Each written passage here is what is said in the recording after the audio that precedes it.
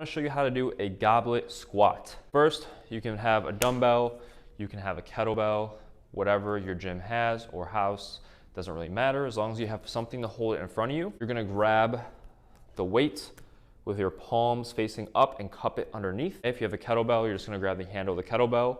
And what you're going to do, you're gonna hold it nice and close to your chest and keeping your elbows tucked. I don't want it out here. We want it nice and close to our chest, elbows tucked. And then we're gonna take a shoulder width stance. And when we squat down, we don't want our back to round, okay? So we don't want to squat and let our chest cave in. We want to make sure that our chest is up the whole time, shoulder blades are retracted as we squat down. We don't want those heels to come off the ground like this, okay? That's going to be bad for those knees.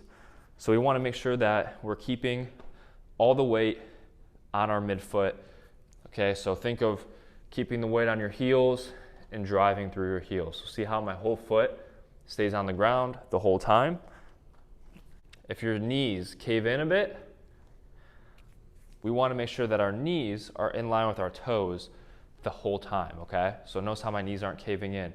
If you're having trouble with this, I want you to think of a crack in the middle of your feet and you're trying to push out to spread that crack apart so that your knees stay in line with your toes. 2 to 3 seconds on the way down, and then explode up.